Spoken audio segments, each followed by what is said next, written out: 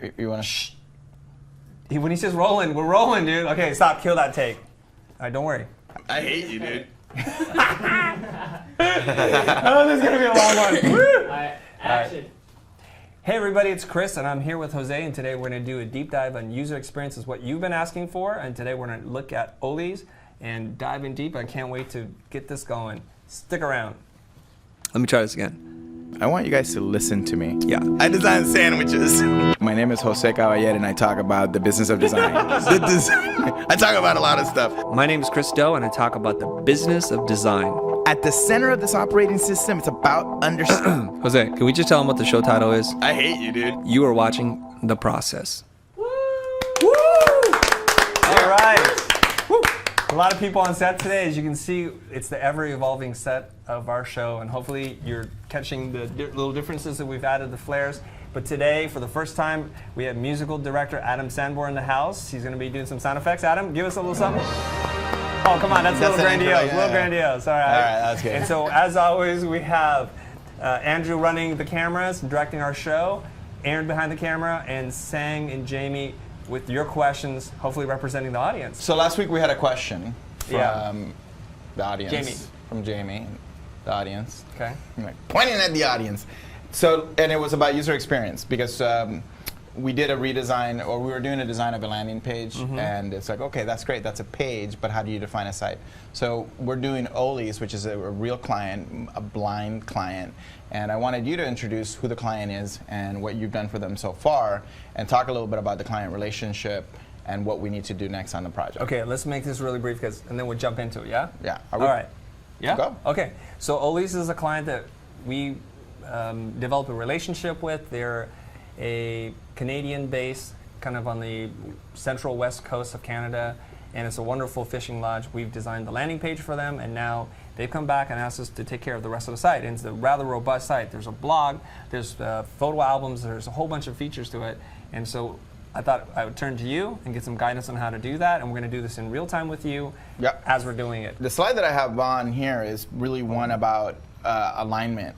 And that's what I asked you earlier when it came to the client. Who is it that you're talking to? So you're talking all the way to the top. You have a general manager and you have a secondary manager who's actually your point of contact primarily. Right. So if you guys are out there doing a website or doing a web project, you know that you're going to have different stakeholders. If it's a small client, you might only have a direct access to the business stakeholder, which is the guy with the goatee and the purple square on top on our graphic there.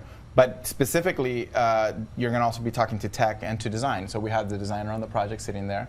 And we also have you probably representing marketing. And look, the tech dude looks just like me, which is hilarious, except really I'm not bald. That's bald. So the goal is that you want to get to this. You want to get to everybody agreeing. Because that's what happens with a website when you just have no process and you're just kind of giving them deliverables. A lot of revision cycles. A lot of revisions. Have you gone through that? A lot of frustration. I have gone to it when I didn't run core. Got it. So for me, here's a brief outline. I'm gonna share with you guys. This is what we're gonna be doing. So this is a user experience overview. You've already done the brand attributes with this client. You've already done the user profiles. You've already done what their business goals are. What we're gonna do next is we're gonna do a site audit. We're gonna review user needs. We're gonna create user stories. We're gonna do a sitemap, and we're gonna do wireframes. So what Chris just mentioned, core is the first part of this. It's those exercises where you get the core of what the client, their needs are. So basically who they are as a brand. So we've broken the brand attributes into 5 things: culture, customer, voice, benefit, and value. And if you tuned into the show before, you've seen this, and this is nothing new. And this is from a stack of words that we do together with the client. We identify the top 5, and then we pick the top 1. So the culture is familial. The customer is a friendly person, the voice is charming, the benefit is their recharge, and the value is exclusive access to this very kind of pristine area called Hakai Pass. The X factor is they're family-owned, old-fashioned, thoughtful, with unmatched service, exclusive access in protected waters. You want to look at the Ollie's website first, right? Right, so what they have currently. So first, this is what they have currently, which is a site that was probably built about 7 or 8 years ago, and then you recently redid their landing page, and you made this beautiful, responsive, and So this is what Blind did in the interim of a full site redesign to match the new identity. Right? It's a landing page. And you can use Core to build a landing page. You find out who the customers are, the voice, you find out what the objections are, and you answer them in the landing page. And these links go to their main site.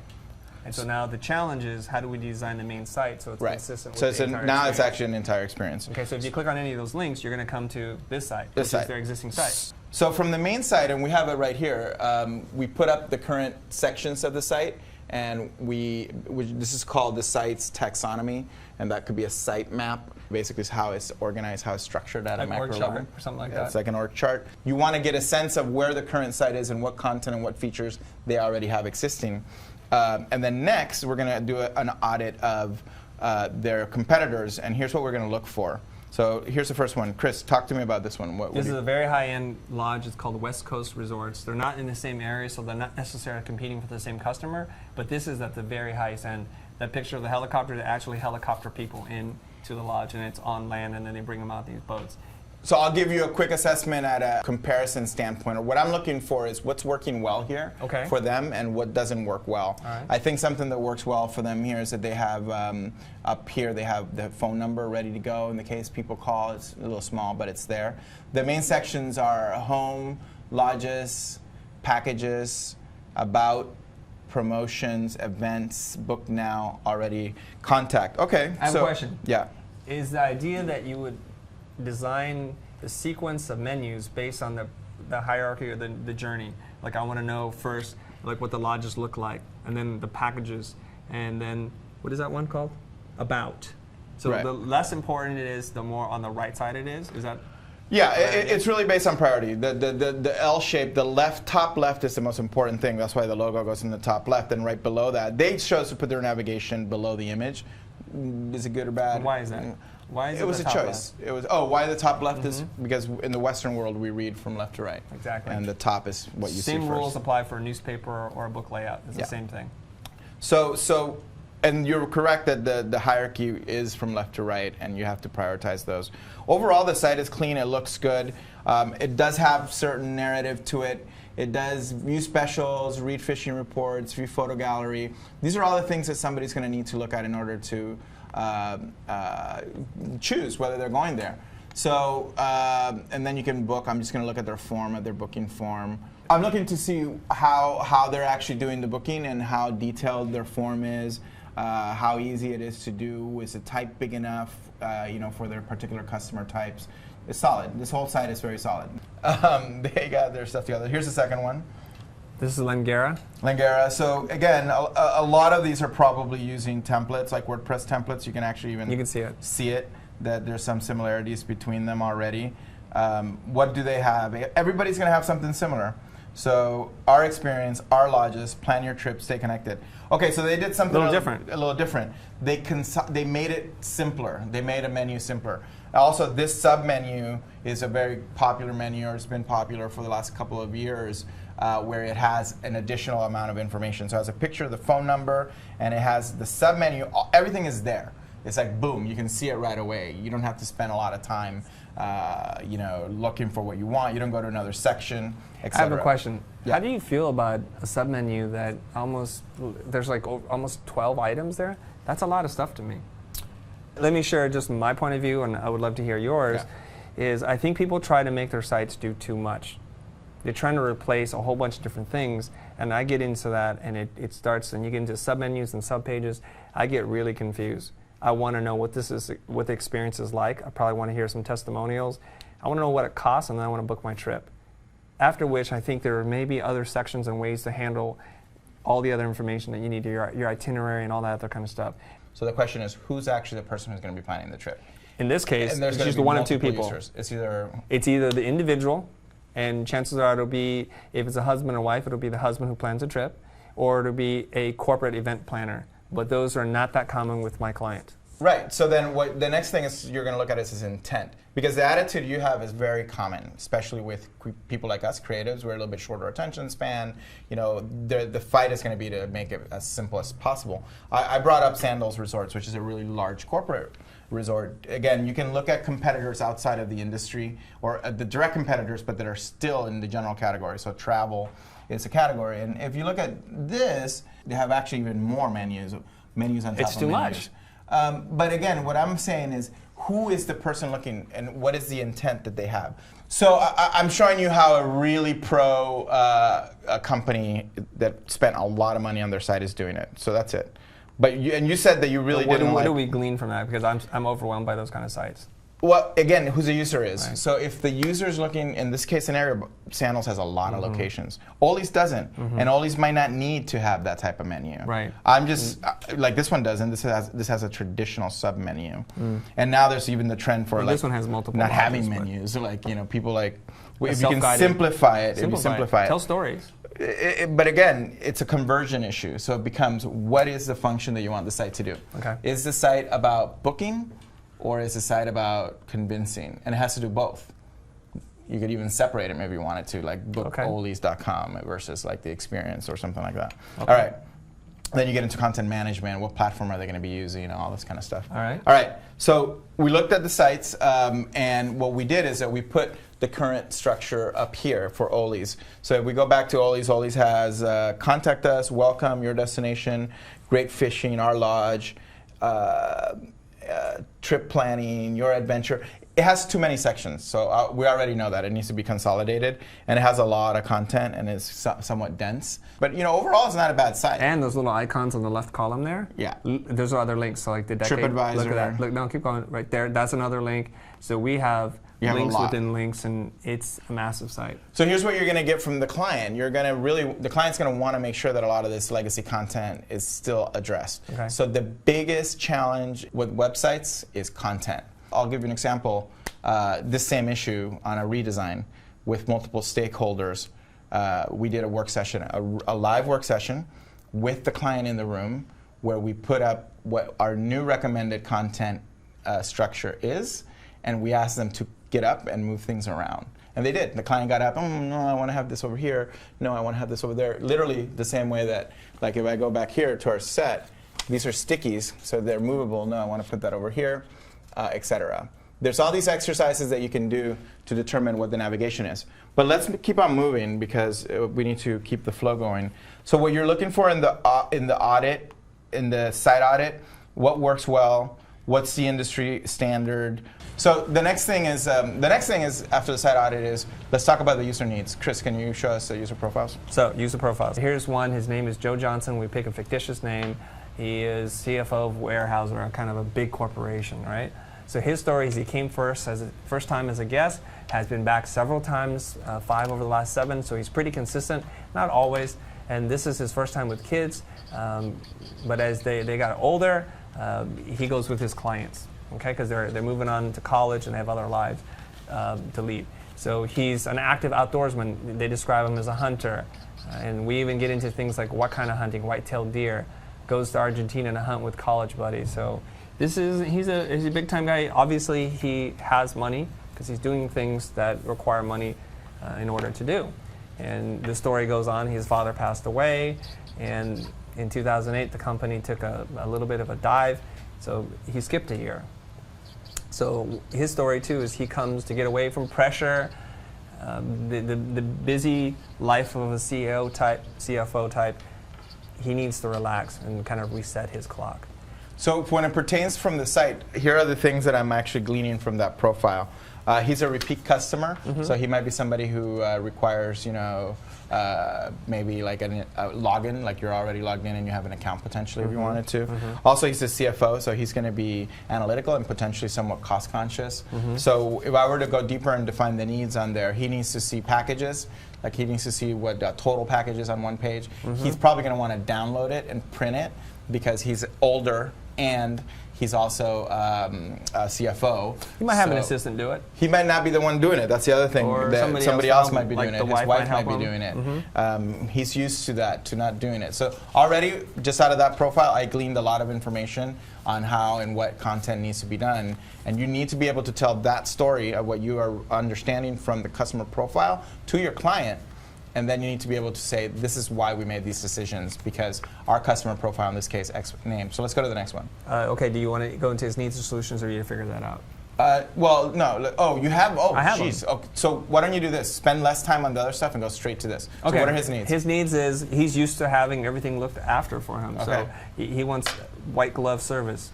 No hassle. He doesn't want to think about anything because that's why he went to the lodge in the first place. So don't make his life complex. He wants to have the feeling of accomplishment. So making decisions, going on instinct, getting away from analytical thinking, go with his gut intuition. I think that's what hunting and fishing is about. It's reconnecting to more kind of primitive time. So and get away from the sterile environment. So he appreciates the outdoors. It's reconnecting with nature. That's what it is. And he has an emotional need to get centered, to decompress, and he wants to be heard. So here, even though he's a 58-year-old man, he wants to feel like a kid because this is a way for him to remember what it's like to be young, to go fishing or hunting with his dad and relive those kind of memories. So it makes him feel younger. So do we do the solutions? Sure. So these solutions are more what the lodge can do. So I'm curious to how you'll interpret this for the website. He wants personalized service, and they do this. They greet you by a first name basis from the very beginning. 24-hour response. He wants to be heard and to not let a long time go by without somebody attending to his needs. And he doesn't want to worry about everything, so everything has to be all-inclusive. And what's great about Ollie's is they provide the rain gear, the tackle, the license, arrival, everything that you need. If you have a special dietary needs, like for me, I like a low-carb diet. I made a comment. The next time, my plate came out different. Instead of getting the rice and the mashed potatoes, I got greens. And I was really happy. I was really surprised. And I forgot that I told him that. So he needs reminder emails, trip planner, that kind of stuff, so he doesn't have to think. Fish processing basically is after they catch the fish, they're going to gut, clean, and bag and box these guys for you. And he enjoys kind of meeting and socializing with other people, talking with them, barbecue night, create the illusion of the perfect world. He wants 5-star service. That's it. That's We're it. out. So you asked me the question of what did I get out of it. So really simple things like, you talked about how he wants white glove service. He wants to be called by his name. So we need an easy login so that he can actually register and sign up for the site, whether it's just name and email or whether it's using Facebook, whatever it is. Sure. We need easy login so that they can have his name. Loyalty program, some sort of like welcome back, personalized kind of landing page. Personalized. You see how this is already, this is already creating implications to scope and to what platform you actually use. So email, you said that, like a consistent emails, to remind. communications. Maybe content, maybe like guidance. It could be short emails to remind him about things with links to cool content that he might want to like sneak in for a little bit. It could be a lot like how you do your webinars. There's the 2-month notification, the 1 month, the 2-week, 1 week, and 3 days before your trip. Just make sure you're all ready. So that has email time, marketing kind of implications. And not so much marketing, but once you book the trip. Email communications. That's right. Email communications. So he doesn't have to think. So already as a platform kind of thing, there are platforms that have fully integrated email marketing and fully integrated custom personalization, which is what's called when you come in and says, "Hey, welcome, John." Sitecore is an example of that. There's a bunch of other Sitecore.com or something. Yeah, Sitecore.com, but those are expensive. The license for Sitecore costs whatever, $25,000. Wow. All right, so let's wait. Adam was fast on that one. Good job, Adam. All right, yeah, that's a good one. Nice job. All right, so let's move on. Let's go to the next. No, that's too much. That's the comment. Yeah, we are crashing the show. All right. So read the next one real quick. Just go through it. So here's user 2. Bullet point. Boom, boom, boom. You want his story, or you want his needs and his solutions? Tell me who he is, name and Rank, age, and number. what he does for a living, All right. and then jump to the. Dan Arden is a retired school teacher. He comes to Ollie's with his wife. Appreciates time together. This is his 14th visit, so he's in the Decade Club. He goes every single year. It's something that he marks on his calendar. Considers Ollie as family. He books before they even leave the current trip. So he's already booking 1 year in advance. His friend referred him, tried others, but this is part of a larger holiday for him. Spends time in Vancouver and Chinatown and the local. Okay, so let's move on to his needs. I mean, I just see. Yeah, I just did exactly what you did. Told me. That's why I was paraphrasing. No, just hey, where's the fight bell? Come on, man. Yeah, I see. I did exactly. What do you want? Needs. Loves to travel and looks forward to vacation with wife and family. Friends with many guests and books accordingly. Enjoys sharing his bountiful catch with friends, posts on Facebook, stays connected with Ollie's throughout the year, wants high-res pictures, wants change in scenery, enjoys seeing wildlife. Mealtime is important, high bar expectations of service. So very high bar. Hey, I'm just No, doing no, it. he did a good job. Dude. That was good. What I gleaned from this user, what's his name? So we can talk to him by name. His name is Dan. Dan. So Dan, his profile is a little bit more active than the CFO. So, and he's a family guy. So No, the CFO goes hunting and killing things. right, but this guy has Facebook and he's Oh, yeah, younger. socially active, like on Facebook. So you community picture sharing. Facebook. He's more tech savvy. It's going to be like that's going to be around Dan a little bit, and that's why classifying what type of user helps you drive the narrative. So this is what kind of user is this going to be, and why are you smiling like if I'm saying something stupid? I'm trying to bring positive energy. Okay, good. But, no, Right. you can do stern. This Come on, is dude. stern You got Asian 3 dad. minutes left. Let's All get right. to it. We haven't done a There you single go. thing yet. We're just going through the profiles. That's it. Come on. All right, let's go to the final one. The next profile. You want another profile? Oh, is that? Yeah, there's 3, right? You have 3, yes. Yeah. So let's bring this back up. Why don't you read it the way you think you Okay, here. I'm gonna do the ADD version of it. Okay, so what? Oh, that's a good idea. Just me read. So Phil's the guy's name. Phil, he's a business guy. These are all business guys. He comes to Oldies as a marketing opportunity. So he's doing it for lead gen. Business. Crazy. He has ADD. He's self-centered. He talks really fast. He makes a lot of money. He's Sounds like single. anybody we know? I don't know. All right, go to the next page. Let's see what his. I designed sandwiches. Let's go to. Oh, next page, sorry. Yeah. So his needs, wine and dine, so he's going to need a lot of the facilities. Although it looks fun, to be happy, high maintenance, diet, okay, he needs to get input. Identify VIP customer, understand his goals, provide. So what I'm seeing here is that he needs customizable booking, like where he has every single form, like, and everything that he can, the booking process is going to be important for him. So okay. So what's his name again? Like, let's go back to his name. His name is Phil. Phil. So we got Phil, Dan, We have and single John. syllable names. So Phil, Dan, and John, right? Correct. So John is CFO. older. Older. So and again, I'm going to name them. I'm going to give them a customer type, a user type, not based on anything but their overall kind of age and kind of what their needs are. So John is going to be a little bit. He's going to have less interaction with the website. So we'll call him. For now, I'll just call him the older user. Then Dan is going to be the tech savvy user. I'm just Savvy family guy? yeah, savvy family guy. That's even better. Family guy, and then You can be able to read that? nobody's reading it. This right. is for my notes only. It's like a hieroglyphic. Let me hold it up for people. Check this out, guys. Can anybody read this? I can totally read. You're like a doctor. Keep writing, designer. Phil, what's Phil? Phil is he's the He's the marketer. fast roll. High roller, fast roller, rolling, fast pace. uh, What are you going to call him? he's the schmoozer. It's the schmoozer. I like that. You He's have a 1 high minute. maintenance. Don't call him High schmoozer. maintenance. High maintenance networker. You want everything to be positive. Don't say the schmoozer. 'cause High maintenance is not a positive Okay. word, by the way. What's that? VIP? Demanding? Demanding. Thank you. Demanding networker. There you go. Demanding. You guys saw how that was done? Why am I doing that? The reason why I'm doing that is because now I can reference these in my design process. I can say, okay, for Dan, the savvy family guy, we need to have features that allow him to share on Facebook. For Phil, I can't read this. The demanding networker, the demanding networker. I don't like John as the older user. I think he's the busy executive. Busy executive, perfect. I got one. Chris does good. Where's the sound effect? I got one. John is the executive, the busy executive. Busy executive. We reviewed the brand attributes, we reviewed the user profiles, and we reviewed the competition. What did you guys think as an audience? Was that helpful at all to start the process with that?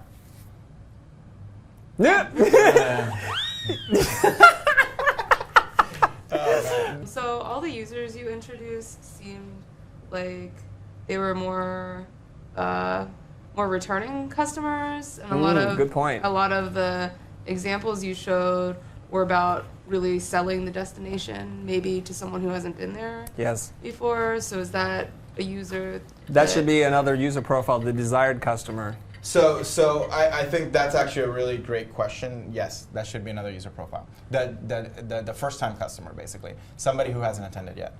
Now, we can make one of these guys, like we can say that Phil has never been.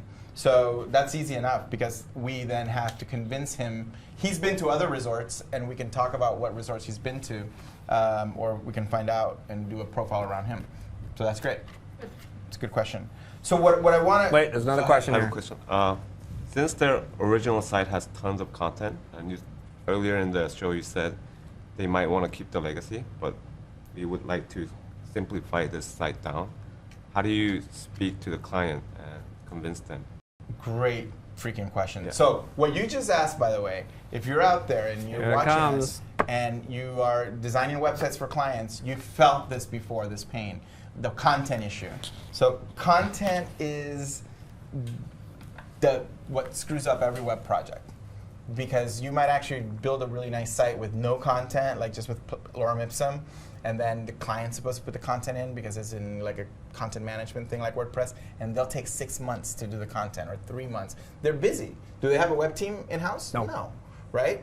So you have to nip that in the bud right at the beginning. So both from a budgetary standpoint and also from what are we going to do, do you want to keep all that content or would you like us to rewrite it for you? Do you have any writing resources? Who wrote it in the past? Was it your web agency or your marketing person? Was it internal? Was it external? How did you write it? All that comes up. And then a content audit could be done separately, which is taking all the content off the site and organizing it very similar to this in a Google Doc. Let's keep it real here. Our audience are not working for Visa or Virgin Airlines, which you love. This is the kind of typical smaller mom and pop operation. Still a problem. Of course they don't have a writer, of course they don't have a content manager and all these kinds of things. So a lot of this stuff is going to fall on us. So given that context, how would you answer that question then? Which is, how do you convince them to take everything in the kitchen sink approach to their website to paring it down? How do you talk about that? I don't like the word convince because it's like trying to tell somebody something that's not in their own best interest. So let's talk about how to do that, and then we should wrap up the show because we're over. So this particular client you have a very good relationship with, and you can have a very open conversation about it. Mm-hmm. In most traditional cases, you just need to be really blunt and bring it up at the beginning. It's like, look, content is going to be our biggest challenge. In how I did it, like exactly how I did it, I said that content is going to be a big challenge. Do you want that in the scope? So what I would say is, let me introduce you to a content person and introduce them directly to hire somebody that I knew already to do the copy. So, or we hire them through us and they pay us. Hold on. Basically what's happening, I think I'm going to project for our audience here, and tell me if I get it wrong, you can comment below, you guys, is if my client is asking me to just redesign their site, they're assuming all the content can port over and just give it a new facelift. That's probably more typical challenge here. Right? I have a site. Well, let's see. Let's do a poll. What do you guys get when you're redesigning a site?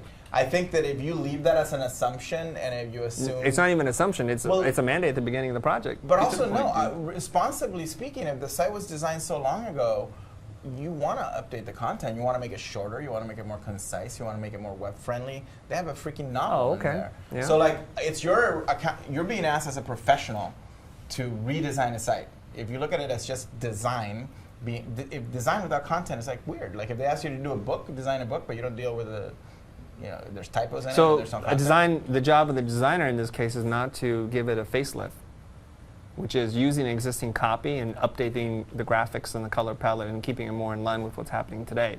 You're talking about content design. Well, it depends who you hire. Depends who you hire. So, like, let's talk about our audience. So, like, if they hire somebody like Elise, who has an agency, Aster Agency in Bend, Oregon, they are the type of agency that's going to position themselves as, we'll do the content for you also. Right. If you're one individual freelancer, you're probably not going to position yourself to do the content. So let's do this. We're way over time. Yeah. Just to help settle the debate, comment below. What should the question be? And then comment it so we'll know. Yeah. What do you guys deal with when it comes to content? Do you do content? Do you don't do content? It's good to find out.